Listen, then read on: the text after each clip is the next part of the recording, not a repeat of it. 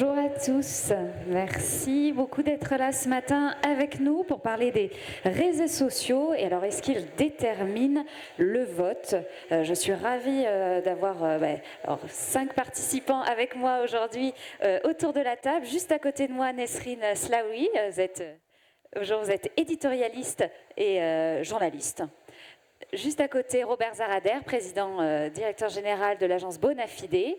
À côté de vous, Jacques Attali. Et enfin, Lionel Rago, qui va un peu m'accompagner sur cette session. Donc, vous êtes membre du Cercle des économistes et aussi à l'université Paris-Nanterre. Et on aura avec nous, après, qui va nous rejoindre, elle a eu un petit souci de train, Sybille Veil, donc la présidente générale de Radio France, qui devrait être là d'ici quelques minutes, ne vous inquiétez pas. Alors, pour commencer, je vais tout de suite vous laisser la parole, Lionel. Vous allez apporter vraiment un regard économique à ce sujet avant que je puisse échanger avec les autres panélistes. Merci beaucoup Charlie. Donc oui, quelques mots d'introduction. Je vais commencer par l'intitulé de ces 25e rencontres d'Aix qui s'appelle « Affronter le choc des réalités ».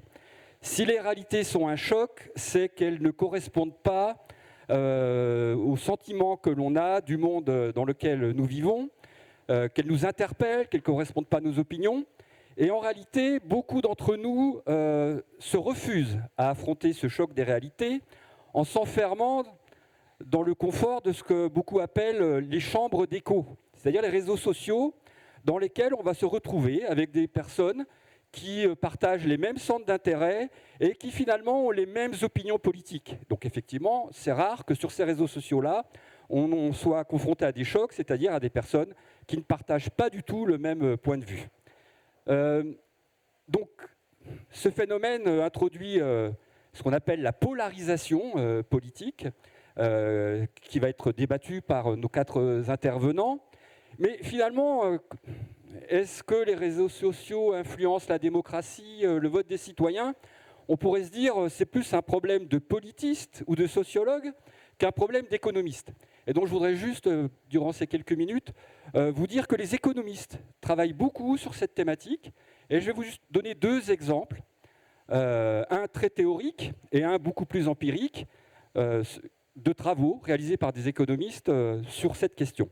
Premier exemple, c'est un travail qui est sorti au début de l'année de Daron Acemoglu, donc prix Nobel d'économie 2024, qui est à travers un papier très théorique, que très peu de personnes vont lire, à part des collègues économistes qui s'intéressent à la question, met en évidence un résultat qui n'est pas évident, mais dans lequel il montre que cette polarisation, le fait que les réseaux sociaux finalement décident de faire en sorte que ça soit que les mêmes personnes qui se retrouvent sur le réseau, n'est pas du tout une stratégie de leur part. Ils répondent simplement aux incitations économiques. Une plateforme, un réseau social, c'est une entreprise. Son objectif, c'est de maximiser son profit en priorité. Et donc, on pourrait s'attendre à ce que le meilleur réseau pour eux, celui qui leur permettra de diffuser le maximum de publicité, c'est celui où il y a tout le monde. Eh bien, dans les faits, ce n'est pas le cas, et ils mettent en évidence, Daron Acemoglu et ses co-auteurs, que en réalité, les individus, dès lors qu'il y a un petit début de polarisation, dès lors que les réseaux sociaux sont peu fiables, c'est-à-dire qu'ils ne sont pas contrôlés et qu'on peut y trouver des fake news et autres, eh bien, ils vont naturellement aller dans ces chambres d'écho. Ils n'ont pas envie de se faire contredire, ils n'ont pas envie de se faire insulter, et donc, ça va créer naturellement cette polarisation. Donc, ce n'est pas une stratégie de la part des réseaux sociaux de créer cette polarisation, c'est vraiment une réponse aux incitations économiques. Et donc, ils recommandent justement de réguler ces réseaux sociaux en les obligeant à avoir un certain degré minimum d'hétérogénéité parmi leurs membres. Deuxième exemple, qui lui n'est pas du tout théorique, mais empirique, c'est un travail réalisé pareil au début de l'année par Yann Algan, qui est un membre du Cercle des économistes, et qui, avec ses co-auteurs, s'est intéressé, là vous avez vu, je vous ai parlé des citoyens, pourquoi ils allaient choisir plutôt la polarisation et que les plateformes y répondent. Eux, ils se sont intéressés plutôt au monde politique. Et ils ont regardé l'évolution des discours des députés à l'Assemblée nationale depuis les années 90. Et ce qu'ils ont mis en évidence, c'est depuis 2017, un changement assez radical dans les interventions que font nos députés à l'Assemblée nationale. Et ils ont montré que finalement, les discours qu'ils tenaient maintenant, c'est des discours qui peuvent se retrouver très facilement sur TikTok. C'est-à-dire des discours assez courts, clivants, qui interpellent et qui font le buzz. Et donc, ça n'a pas que des effets sur les citoyens, ça a aussi des effets sur la classe politique qui adapte son comportement, pas seulement sur les réseaux sociaux. Vous avez bien compris, c'est les discours à l'Assemblée nationale, là où on devrait réfléchir collectivement aux bonnes décisions à prendre ensemble. Eh bien, le discours, il est plutôt destiné aux followers sur leurs propres réseaux sociaux. Donc, c'est quelques mots d'introduction qui sont très ciblés, mais on va généraliser à travers les différentes interventions. Merci beaucoup Lionel. Je ne vous avais pas menti, Cybèle Veil est bien arrivée parmi nous, merci. Alors première question, je voulais la poser peut-être à Jacques Attali. Est-ce que les réseaux sociaux, alors si on dézoome un tout petit peu, si je peux dire, est-ce que les réseaux sociaux influent-ils en fait sur la démocratie? Alors vous n'avez pas 1h30, mais je vous laisse la parole. La réponse est oui, comme tous les médias. On s'est posé cette question quand est apparue la presse au XVIIe siècle, et avant, avec l'ensemble des jeux, des rumeurs, des discours qui émergeaient. On s'est posé la question quand est apparue la radio, on s'est posé la question quand est apparue la télévision, et les réseaux sociaux s'inscrivent dans le même contexte, simplement avec une dimension beaucoup plus puissante. D'abord extraordinairement positive, puisque les réseaux sociaux permettent d'avoir accès à des informations du monde entier, et ne pas se contenter de ce qui se passe dans son village, avec la possibilité en réponse de parler au monde entier, dans la longueur, si l'on veut, ou pas, avec un potentiel de culture générale exceptionnel qu'ils permettent d'avoir. Mais comme métaphore que j'utilise souvent, les réseaux sociaux, c'est un outil, c'est comme un marteau. Le marteau, ça sert à construire ou ça sert à détruire, et c'est pareil. Aujourd'hui, il est clair que les réseaux sociaux, comme la presse, mais avec des moyens beaucoup plus démultipliés, fonctionnent contre la démocratie. Parce que c'est la prime au sensationnel, c'est la prime à ce qui est le plus sentimental, le plus passionné, le plus irrationnel. C'est la prime à la fausse nouvelle, puisqu'il y a un théorème qui n'est pas assez étudié et pas assez approfondi et qui mériterait de l'être, c'est que une fausse nouvelle a beaucoup plus d'impact sur le cerveau qu'une bonne nouvelle, pour des raisons très profondes. C'est qu'une mauvaise nouvelle va créer les conditions d'une mise en garde. Et donc, pour la survie de l'espèce, les mauvaises nouvelles sont plus importantes que les bonnes nouvelles. Et nous sommes préprogrammés pour attacher plus de l'importance aux mauvaises nouvelles, même si elles sont fausses. Parce que ça nourrit notre capacité de survie. Et ceci, tout naturellement, à l'échelle de ce moyen d'expression beaucoup plus important, beaucoup plus vaste, pousse à la multiplication des mauvaises nouvelles, même si elles sont fausses, et elles sont, par nature, plus faciles à trouver fausses que vraies. Puisque le champ du faux est infiniment plus grand que le champ du vrai. C'est une banalité, mais pas assez répétée. Donc tout naturellement, on va vers une généralisation des fausses nouvelles, des fausses nouvelles les plus créatrices d'émotions et entraînant en réponse des réponses émotionnelles. Tout naturellement, ceci pousse à la polarisation vers les extrêmes. C'était vrai avec les journaux qui ont connu la même évolution. Ce n'est pas vrai, curieusement, c'est vrai avec la télévision, en particulier aux États-Unis, qui a connu la même évolution. C'était pas vrai dans beaucoup de pays avec la radio, même si c'est vrai avec certains pays. Et la radio reste aujourd'hui, mais c'est à surveiller, le seul média, à mon avis, qui reste un média froid, c'est-à-dire dans lequel on peut parler un peu dans la longueur, puisque c'est un média auquel on ne répond pas ou peu, et qui permet de s'exprimer plus sérieusement que d'autres. même si les radios, en particulier partout en Europe, il ne faut jamais regarder la France toute seule, il faut regarder ce qui se passe ailleurs, sont de plus en plus gagnés par l'émotion, la passion pour les extrêmes, l'audience par la fausse nouvelle, comme le reste. Donc, la réponse à ça pour les médias, c'est que les réseaux sociaux fabriquent des résultats d'élections. On l'a vu avec Facebook, qui est un acteur majeur du Brexit. On a vu ensuite ça avec les élections roumaines, les élections bulgares, les élections américaines. Et la première élection américaine influencée par les médias, ça a été celle d'Obama.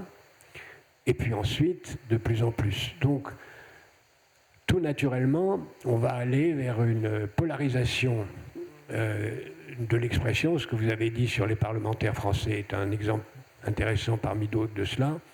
Et la seule réponse à ça, c'est le développement d'esprit critique, le développement de l'explication de du mécanisme d'excitation mentale que représente le réseau social et les réponses, sur lequel il y a un seul pays, à ma connaissance, qui aujourd'hui fait à peu près ce qu'il doit faire, c'est la Finlande. Encore une fois, c'est par hasard si la Finlande est aujourd'hui encore le pays qui a le meilleur système éducatif.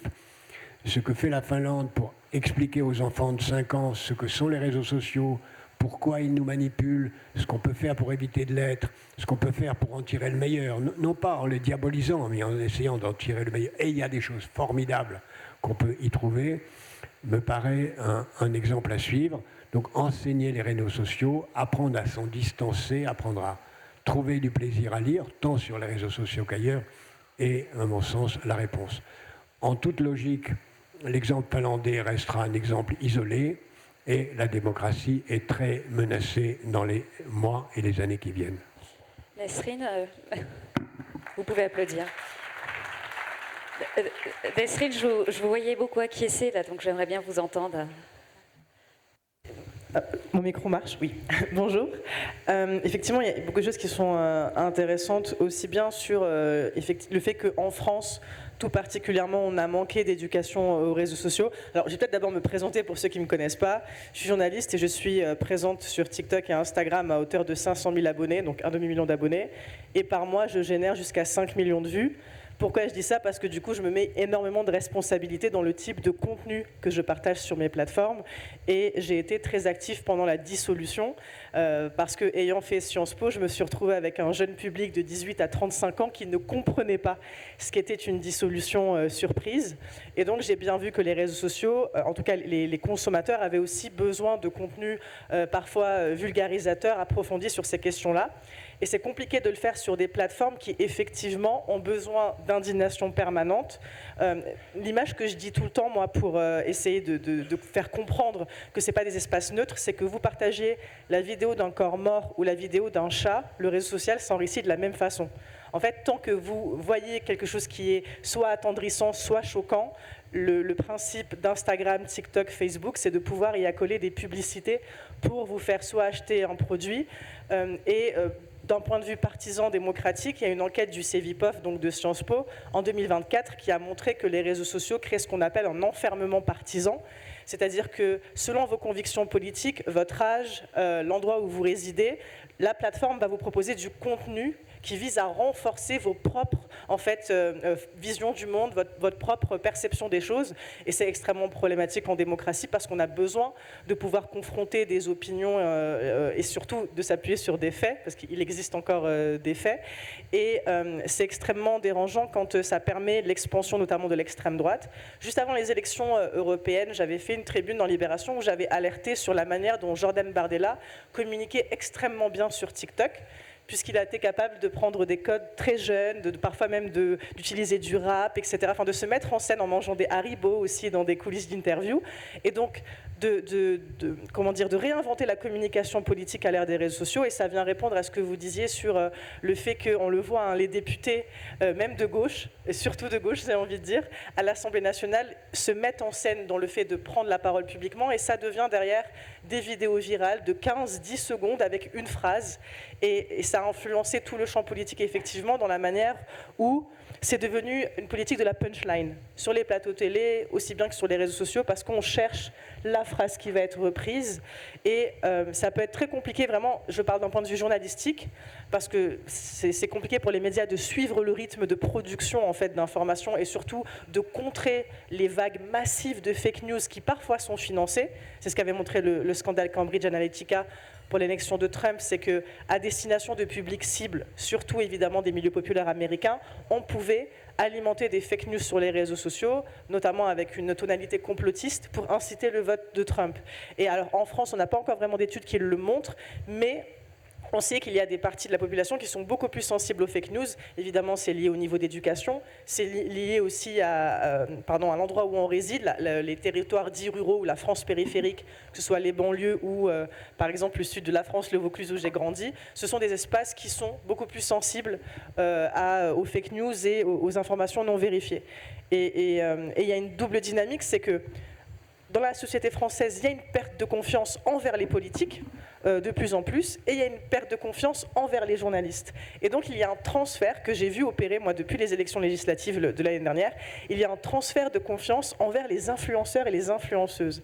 C'est-à-dire qu'il y a, je parle vraiment des jeunesses françaises de 18 à 35 ans, puisque les médias et les politiques ne répondent pas aux besoins sociétaux, il y a une injonction faite aux influenceurs et aux influenceuses qui ne sont peut-être pas du tout informés sur les questions politiques, de prendre position, de créer du contenu politique, d'analyser la situation du pays.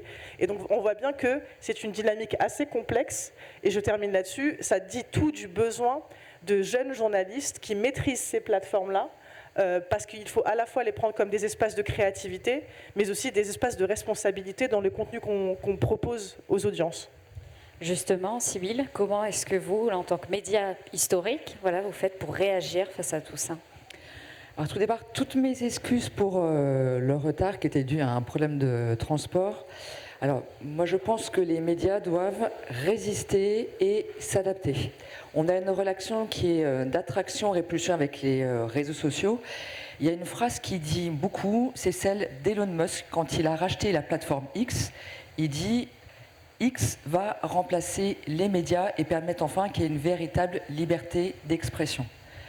Alors vous avez sans doute déjà remarqué que les Américains sont champions pour nous vendre la liberté quand ils veulent nous vendre leurs produits.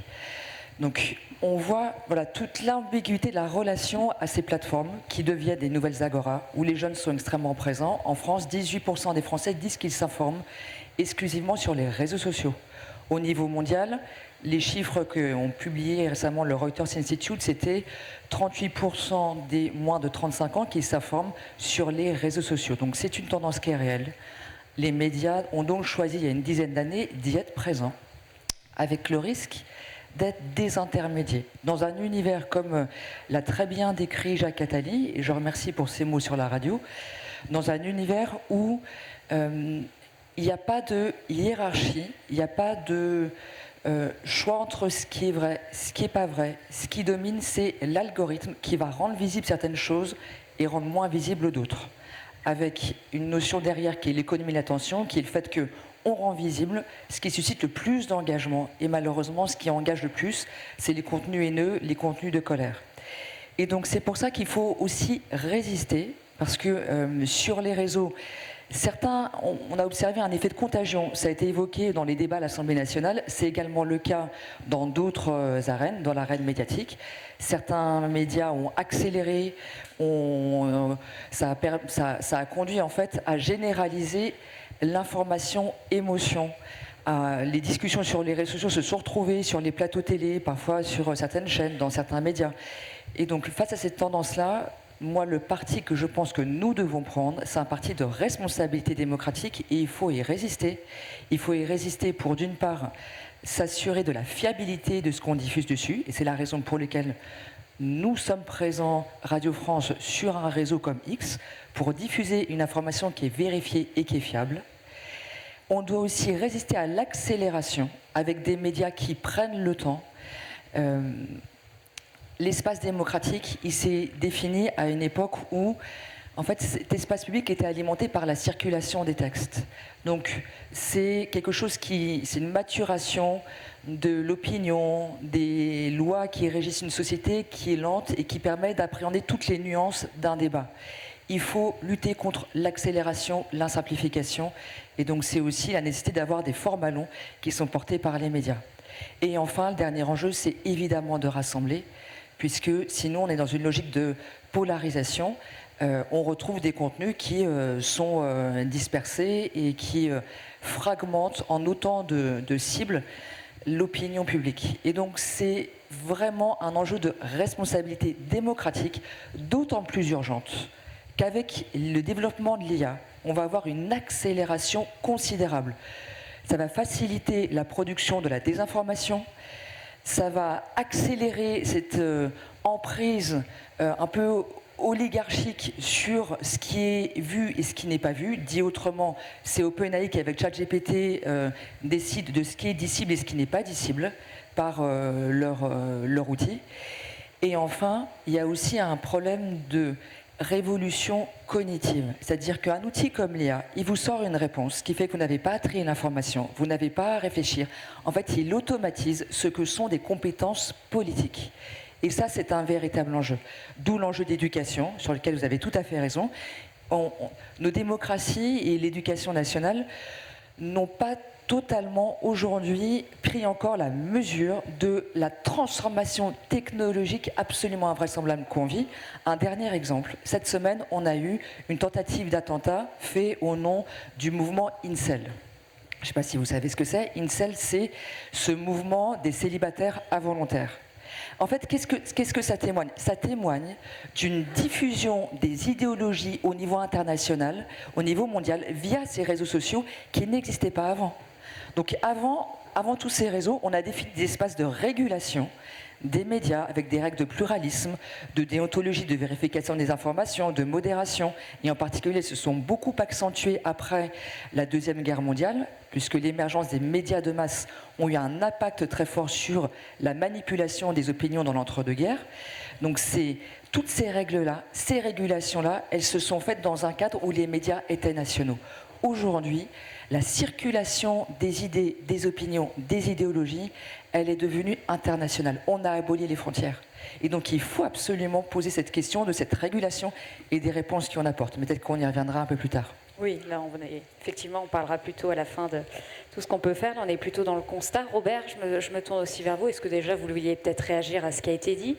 Ou plutôt, vous qui avez vu quand même pas mal de choses en tant qu'accompagnant comme ça dans la communication, est-ce que vous avez vu vraiment que ça peut impacter effectivement les réseaux sociaux, c'est le comportement électoral, ou au contraire, en fait, ça reflète déjà ce qui existe ? D'abord, je devrais mener un premier combat contre l'ordre alphabétique, déjà, parce que ça me fait parler après les différents autres intervenants et beaucoup de choses ont déjà été dites.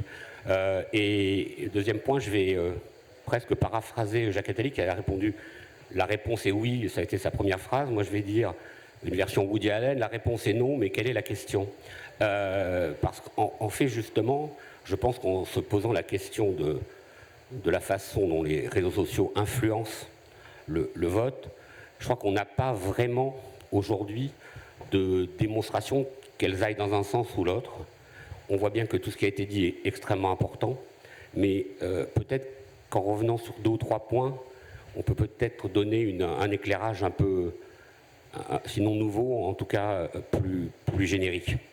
Le premier point, ça a été dit, et tout le démontre un peu partout dans le monde, c'est que la dimension de l'information produite sur les réseaux sociaux, et notamment par les influenceurs, prend aujourd'hui quasiment la 2e place partout dans le monde, dans les médias de confiance, et c'est un premier constat, après souvent les médias traditionnels. Le deuxième point, c'est quelle est la nature du combat aujourd'hui ?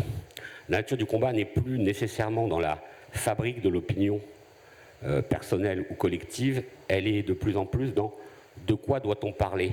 Avant de savoir quelle opinion, de quoi doit-on parler, et de pousser dans le débat public, avec une prime à la polarisation, le maximum de débats et de controverses qui permettent d'accélérer la polarisation.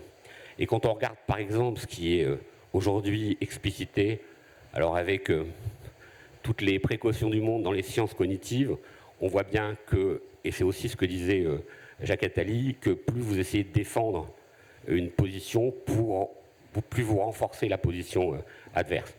Le deuxième point qui a été aussi partiellement abordé, c'est qu'il y a une fatigue informationnelle des opinions qui est extrêmement forte et des citoyens qui est extrêmement forte. Aujourd'hui, une étude de l'Obsoco montre que grosso modo, il y a un Français sur deux qui essaie de s'extraire de l'information, que ce soit de l'information audiovisuelle, presse écrite ou même réseaux sociaux, de s'extraire de cette information, d'être extrêmement fatigué par les controverses.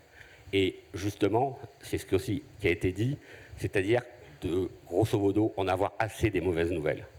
Et ça, je pense que c'est un phénomène qu'il faut bien prendre en compte parce qu'il intègre immédiatement des comportements de repli sur soi et ou sur sa proximité. Le plus bel exemple, finalement, de stratégie électorale de réseaux sociaux qui a joué à plein sur cette dimension-là, c'est l'élection de Bolsonaro. Bolsonaro a une élection construite sur WhatsApp. Pourquoi sur WhatsApp? Parce qu'il a considéré que le cercle d'influence était de plus en plus un cercle d'influence de l'entre-soi, de la famille, du groupement qui à un moment donné choisit un sujet d'intérêt commun. Et WhatsApp a été un élément structurant de la campagne électorale de Bolsonaro au Brésil. Donc on voit il y a plusieurs dimensions et il faut savoir où aller se battre. Maintenant, pourquoi je dis la réponse est non sur les réseaux sociaux forment-ils le vote? Parce que là aussi, beaucoup d'études, Yochai Benkler aux États-Unis, l'Institut Montaigne récemment en France, montrent qu'il y a une forme d'influence, mais in fine, dans la bataille entre l'émotion et la raison ne perd pas toujours. Et donc, au moment du vote, en termes de comportement, il y a une influence du contexte, et globalement, c'est là que doit se situer la bataille, sur le contexte, et ça renvoie d'ailleurs, je pense, à des sujets, alors, sans parler de leur réforme, mais de l'importance de l'audiovisuel public, et qui doit aussi permettre de construire des contextes qui soient bien meilleurs pour aujourd'hui construire les opinions. Et pour construire les opinions, il ne faut pas non plus être prisonnier du faux. Comme l'a dit aussi Jacques Attali, finalement c'est beaucoup plus facile de produire du faux que du vrai. C'est maintenant la vérité doit être prouvée. C'est une vraie difficulté. C'est une difficulté d'ailleurs qu'on voit apparaître. Alors ça a été beaucoup repris, y compris par le président de la République qui aime les concepts philosophiques, sur la société liquide et la porosité des sociétés. Et dans la société liquide, on voit qu'à un moment donné, ce n'est pas du faux dont il faut se défaire, c'est de protéger le vrai. Il faut protéger le réel maintenant. La pose de vérité nous amène aujourd'hui à devoir prouver la vérité et protéger le réel. Et puis je vais finir par une citation qui est rarement faite à Aix, au sein des économistes, de Grazia.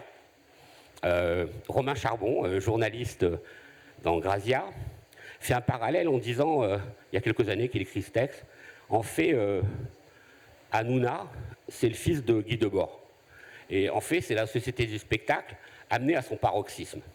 Et c'est intéressant de regarder cette dimension-là, parce qu'Hanouna, en principe, il fait du divertissement. Et finalement, quand on regarde divertissement, c'est quoi? C'est divertir.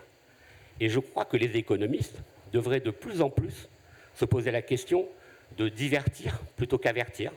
Et donc, c'est vrai que l'économie de l'attention, la société de l'attention s'est beaucoup développée, mais je crois qu'il faut aujourd'hui s'intéresser à la société de la diversion, au sens premier du terme. Et cette société de la diversion, je pense que c'est le principal ennemi de la démocratie. Et finalement, et je terminerai par cela, on en revient à un auteur. D'ailleurs, je rappelle que la première citation dans le livre L'Anti-économique de Jacques Attali et Marc Guillaume, il y a bientôt quelques décennies, c'est une citation de Guy Debord sur cet avènement de la société du spectacle. Et je crois qu'en un demi-siècle, on est en train de vivre une forme d'aboutissement de cette société du spectacle.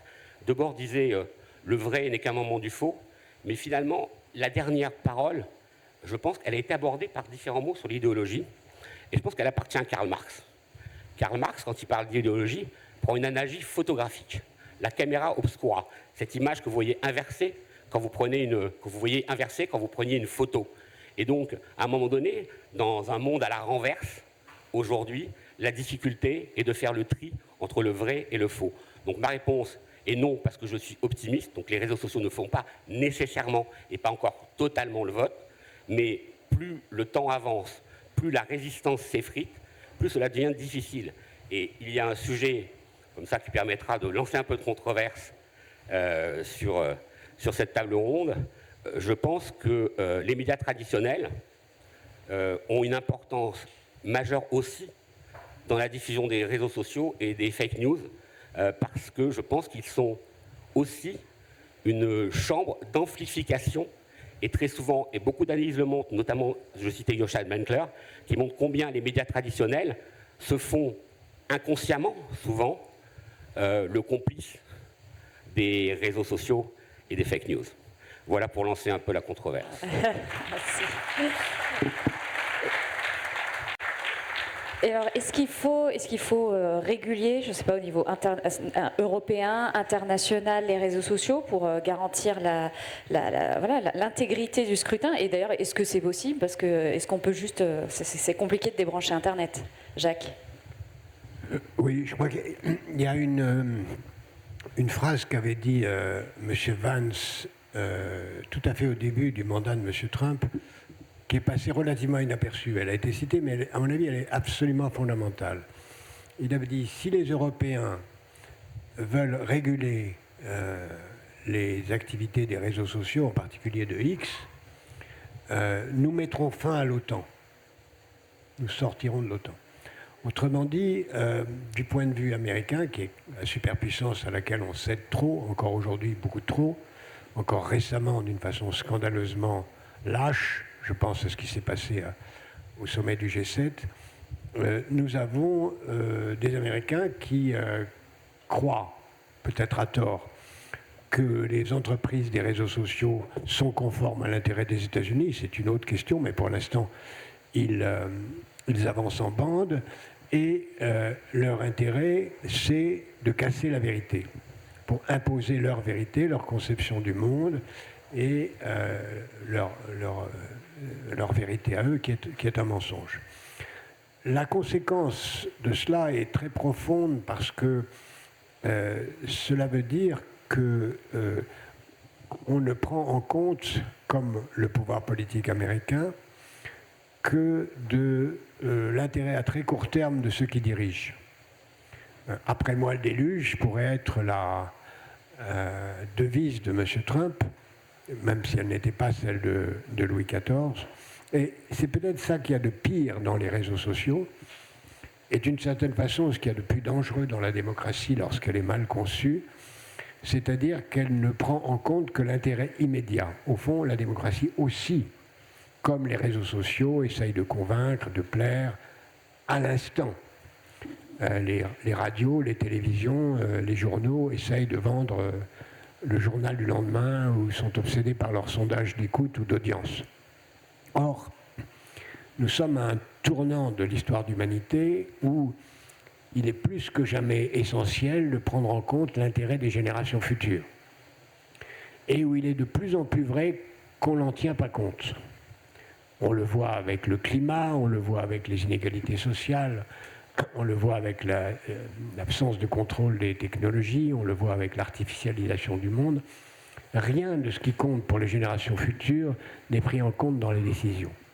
Ce qui amène la naissance d'une sorte d'idéologie dominante qui est ne vous inquiétez pas, tout va bien, tout ce qu'on vous dit sur ce qui va mal n'est pas vrai, la dette c'est pas grave, le climat c'est pas grave, continuez à consommer, à vous divertir.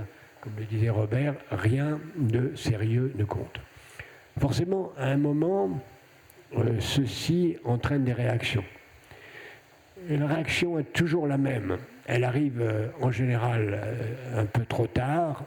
Au lieu de voir les démocraties se mettre en économie de guerre, considérer que c'est leur enjeu de survie que de lutter contre le réchauffement climatique, de réduire les inégalités, d'orienter le progrès technique dans les bonnes directions, à un moment, les peuples se réveillent obéissent à un dictateur de passage. Et comme le disait Victor Hugo, une bonne idée, c'est une bonne idée juste au moment, quand elle arrive au bon moment. Il arrive un dictateur qui fait ce que la démocratie aurait dû faire. Et je crains que la démocratie soit la prochaine victime, non pas des réseaux sociaux au sens de ce qu'elle va nous emmène quelques clowns, ça on en a eu d'innombrables en politique un peu partout, mais qu'elle nous amène un constat d'impuissance devant les grands enjeux et la mise en place de dictatures qui prétendront résoudre mieux les problèmes. Après tout, quel est le pays aujourd'hui qui est le plus en avance dans l'évolution vers la maîtrise de son climat, enfin de ses émissions de gaz à effet de serre? Quel est le pays qui est le plus en avance dans la maîtrise des technologies?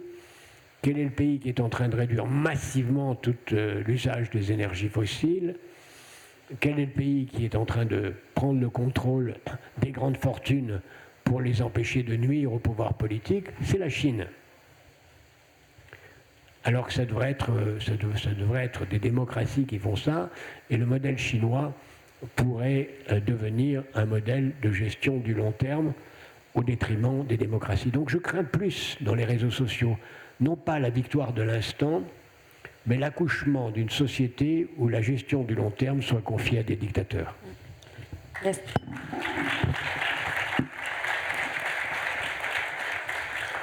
Nasrine, sur la régulation. Oui, en fait, je suis intervenue auprès de la Commission européenne il y a 1 an. Ils avaient déjà mis en place le DSA, le DNA. Alors, ce serait compliqué de vous expliquer ici, mais c'est une manière de forcer les plateformes à être transparents sur leurs algorithmes. Il y a un documentaire de LCP qui s'appelle l'Europe face aux géants du numérique, si vous voulez le regarder. C'est assez impressionnant de voir comment, notamment Mark Zuckerberg, le patron de Facebook, fuit toutes les questions.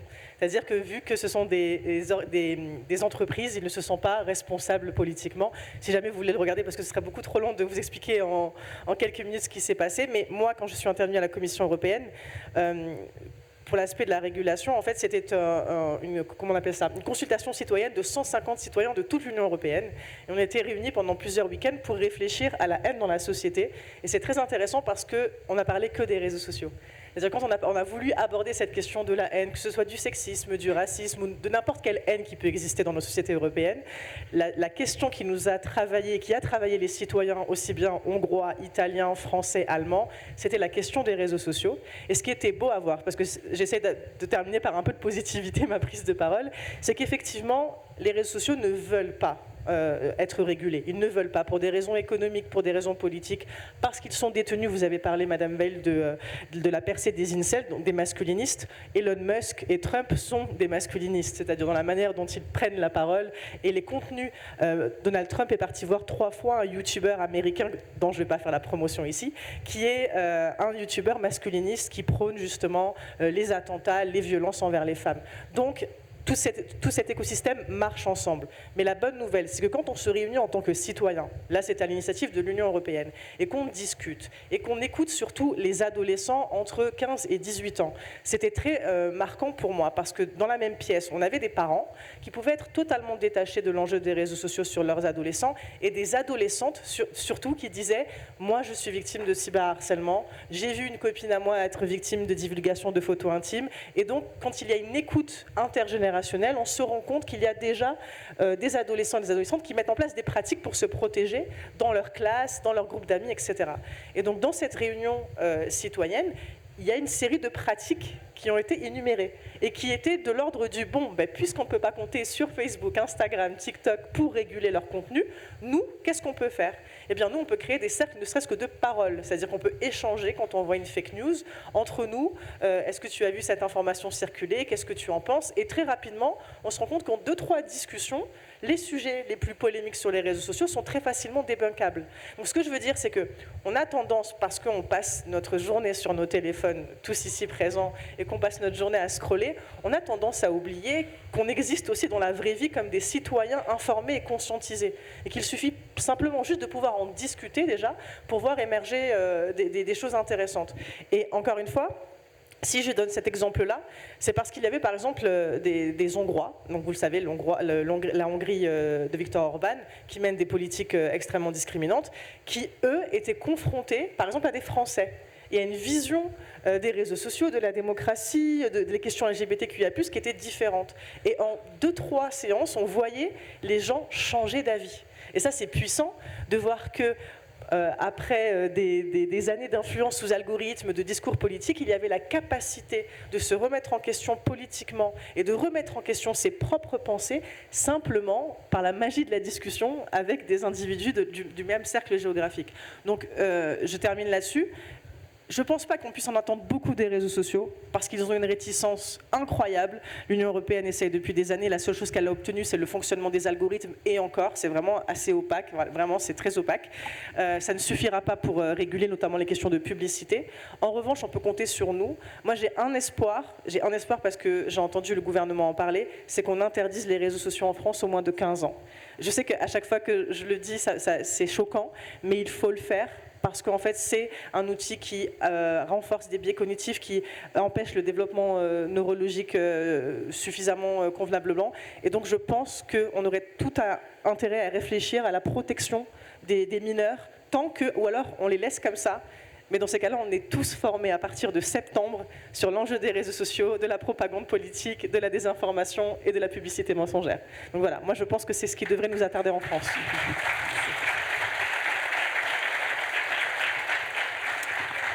Sybille, vous voulez réagir? Alors pour les besoins de la contradiction avec cette table ronde vive un peu, je vais aller un peu dans le sens que vous dites. Je pense qu'il y a bien un impact des réseaux sociaux sur la formation de l'opinion, sur sa polarisation, sur sa fragmentation, sur la difficulté aujourd'hui des hommes politiques à pouvoir adresser un discours, une narration qui porte auprès des citoyens. On a eu un exemple récent, et je pense qu'il faut s'attarder un peu dessus, c'est l'élection en Roumanie, le premier tour de l'élection présidentielle à l'automne dernier. Il y a eu un excellent rapport fait par Viginum pour montrer à quel point TikTok avait joué un rôle important, manipulé par des organismes qui étaient liés au pouvoir russe, pour porter un candidat qui n'avait pas d'existence médiatique et qui n'avait pas du tout de notoriété avant d'être ainsi propulsé par ce réseau TikTok qui est très puissant aujourd'hui auprès de tout un public, notamment dans beaucoup de pays. Donc il y a bien un impact. Il y a d'autant plus un impact que beaucoup d'acteurs aujourd'hui ont vu l'opportunité considérable, alors que la guerre physique coûte cher, de travailler sur la guerre des opinions. Ça ne coûte pas très cher de fabriquer des faux comptes, de faire des bots, de diffuser de la désinformation. Donc on est aujourd'hui pleinement dans une guerre informationnelle. Et c'est pour ça que c'est important d'en prendre vraiment toute la mesure. Et quand on voit l'usage qu'en font certains acteurs, par exemple Donald Trump, lui, a énormément fait campagne en 2016 sur X. Ensuite, il a développé son propre réseau social, parce qu'il voit à quel point le fait de ne pas devoir faire un débat avec ses contradicteurs, et donc d'être soumis à une contradiction d'un journaliste ou d'un autre responsable politique, ça lui permet de raconter ses histoires sans qu'il y ait la moindre contradiction qui lui soit apportée. La contradiction journalistique est absolument essentielle, et c'est pour ça qu'il faut faire la part entre ce qu'on peut trouver, toutes les opinions, peuvent être dites, toutes les sources ne se valent pas. Et je pense qu'on gagnerait en termes de régulation à bien faire une différence entre les sources qui appartiennent, qui proviennent d'organismes qui sont responsables juridiquement, qui ont des règles de déontologie. Et ces règles de responsabilité dans notre pays, elles datent de 1881. C'est la responsabilité éditoriale de la presse. Et de ce fait, ça engendre beaucoup d'obligations. Faire attention à ne pas diffamer, à ne pas diffuser n'importe quel contenu, à ne pas diffuser de fausses informations. Ces obligations-là, aujourd'hui, on est dans un monde à deux vitesses où les médias suivent ce cadre de déontologie et à côté, il y a un univers entier qui est totalement dérégulé. Et donc, oui, il faut absolument qu'on ait une régulation. On voit bien que se heurtent à cela des intérêts économiques qui sont réels. l'application du DSA qui a fait beaucoup de progrès, et d'ailleurs même la position de la présidente de la Commission européenne, Ursula von der Leyen, qui à l'automne dernier disait que parmi ses priorités, il y aurait le fait d'avoir un bouclier démocratique, de manière à faire en sorte que le rôle des médias, la régulation des réseaux contribue à un fonctionnement des démocraties qui soit plus robuste. C'était le Democratic Shield. Pour l'instant, ils ne l'ont pas mis en œuvre. Parce qu'entre les intérêts de défense, les intérêts économiques, suite à tout ce qui a été fait par Donald Trump sur les droits de douane, eh bien cet enjeu-là, aujourd'hui, n'a pas été priorisé. Et pourtant, c'est une vraie priorité. Parce qu'en plus, pour moi, il y a un dernier enjeu important, c'est aussi un enjeu économique. C'est-à-dire qu'aujourd'hui, les acteurs, ces grandes plateformes, tout comme les entreprises d'IA, ils captent une partie considérable du temps d'attention et donc de la ressource publicitaire. Quand ils captent l'attention des gens, ce qu'ils captent derrière, c'est la recette publicitaire. Alors, c'est un média de service public qui vous le dit, nous, ce n'est pas la publicité qui nous finance, ce qui fait qu'on est solide, on est robuste. Néanmoins, ça pose un véritable problème. Et c'est pour ça que d'avoir une responsabilité démocratique aussi des annonceurs dans le choix de là où ils vont faire de la publicité pour porter leur marque, leurs produits, c'est aussi un enjeu de responsabilité démocratique. Donc il y a beaucoup de choses qui sont à faire. Et cette responsabilité, elle est à beaucoup de niveaux aujourd'hui. Elle est au niveau des régulateurs, elle est au niveau des responsables économiques et évidemment, elle est aussi au niveau des médias. Puisque comme ça a été rappelé avant, il y a eu un effet de contagion des réseaux sur certains médias qui en fait ne font que faire une conversation et poursuivre ce qui se passe sur les réseaux pour faire du buzz, pour faire de l'audience. Et donc ça limite voilà, cet effet-là, il faut absolument le limiter, qu'il y ait une responsabilité qui soit prise à bras-le-corps par tous les acteurs parce qu'on a un vrai enjeu démocratique aujourd'hui.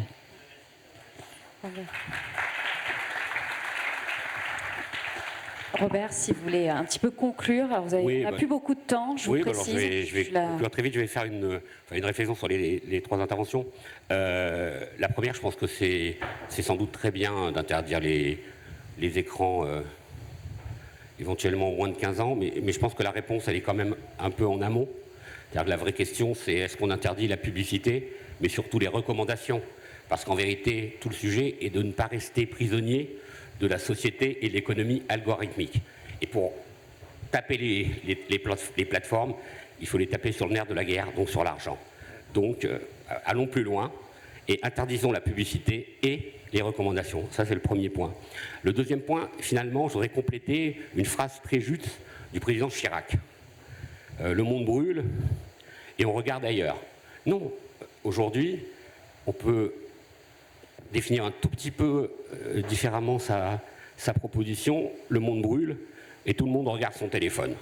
Et je crois que ça, c'est un vrai sujet aujourd'hui et que ça sera très difficile de trouver de la réversibilité.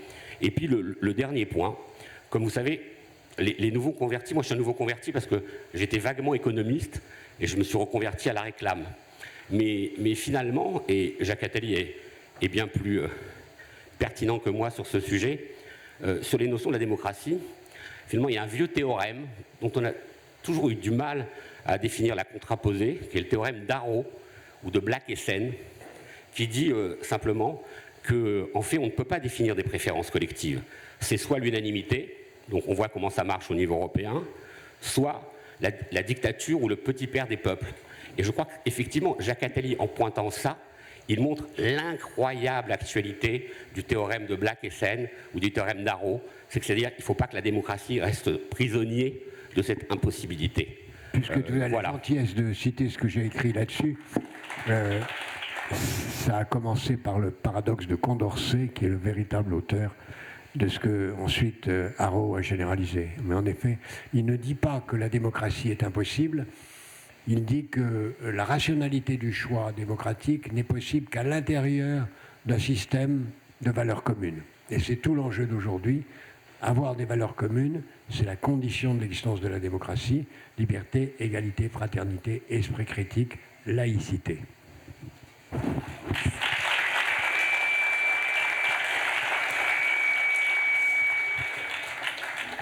Alors j'ai le temps pour une question, je pense, dans la salle. Donc s'il y en a une, alors je précise une question, pas je raconte ma vie, mon expérience, puisqu'on est très timé, je suis obligée de faire la police.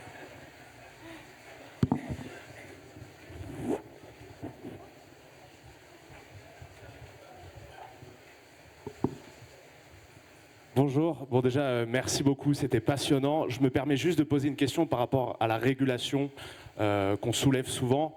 Est-ce qu'il n'y a pas aussi une nécessité de parler de création et de la manière dont les médias publics, les institutions qui sont en perte de confiance ont une nécessité de créer du contenu, donc peut-être d'être formés, d'être financés, parce qu'aujourd'hui, ce qui existe dans la création de contenu, c'est des nouveaux créateurs qui utilisent des codes différents, et on l'a vu, ceux qui arrivent à dominer ces codes, c'est pas toujours les meilleures personnes.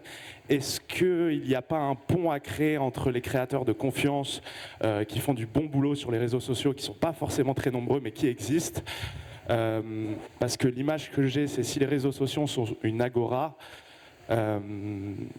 comment dire, c'est à nous aussi de donner la parole et à trouver l'audience à ceux qui ont des choses intéressantes à dire, et je pense que les médias traditionnels doivent créer de plus en plus de contenus comme des contenus que peuvent faire d'autres créateurs intéressants, intelligibles et modérateurs. Merci. Quelqu'un veut réagir? Peut-être Cécile? Alors, j'ai commencé tout à l'heure en disant que pour les médias, l'enjeu aujourd'hui, c'est de s'adapter et de résister. S'adapter, ça veut dire que tous les médias, et les médias de service public l'ont fait beaucoup, ont essayé de créer des nouveaux formats qui puissent être présents sur toutes ces nouvelles agoras publiques, que sont les réseaux, mais aussi des nouveaux formats qui obéissent aux usages numériques. Aujourd'hui, les podcasts, et on voit à quel point les podcasts politiques ont le vent en poupe. L'élection américaine, Donald Trump, s'est beaucoup fondée sur des podcasteurs comme Joe Rogan. Et en France, la radio de service public, c'est un podcast sur 2 écouté en France. Mais vous avez raison, derrière, il y a un enjeu de pouvoir faire travailler des créateurs d'une nouvelle génération qui nous permettent de renouveler nos codes, nos formats, et s'assurer que les nouvelles générations se reconnaissent bien dans ce qu'on peut dire et dans les formats de nos médias. Mais je vous engagerai pour aller négocier mon budget, parce que j'ai vu vous pointer du doigt le fait qu'il fallait des moyens pour le faire, et bien évidemment qu'il faut des moyens pour faire tout ça. Jacques, rapidement. Ça me rappelle une expérience très intéressante à laquelle j'étais mêlé avec France Culture, parce que l'important, c'est de savoir comment les médias descendants, qui sont la radio et la télévision, vont pouvoir accueillir ce qui monte. Et j'avais suggéré à France Culture, qu'il a fait une année, puis ensuite ça s'est noyé dans la bureaucratie, de dire nous faisons nos podcasts avec les salariés ou les collaborateurs de France Culture, mais pourquoi ne pas nous aider d'autres du grand public, ou au moins des enseignants, à faire des podcasts. Et a été lancé un concours où on a proposé aux professeurs de faire des podcasts dans leur domaine de compétences. J'ai cru comprendre que la demande avait été énorme, qu'un nombre considérable de professeurs avaient demandé à France Culture de l'aide pour organiser, de la compétence pour savoir comment faire un podcast, et que quand même il y avait une très grande réticence interne. C'est notre métier, ce sont nos podcasts, ce sont nos collaborateurs.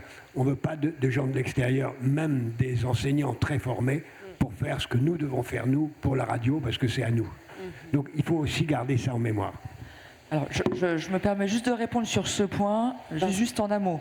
Nous l'avons fait. Aujourd'hui, nous avons ouvert une sorte d'alliance de la connaissance, on appelle ça Savoir Plus, sur notre plateforme, dans laquelle on diffuse les conférences, les savoirs, tout ce qui est fait par des institutions culturelles. On a le Collège de France, on a des cours d'autres institutions, on a Sciences Po, on a l'INSERM. Et sur les professeurs, on l'a fait, mais après, il faut faire rentrer ces professeurs dans des formats qui soient adaptés aussi au code, à la rapidité du public. Voilà, je m'arrête là parce qu'il y a peut-être d'autres sujets. Bon, merci, désolé, on est vraiment très timé. Merci à vous 5 d'être venus aujourd'hui témoigner. Merci beaucoup.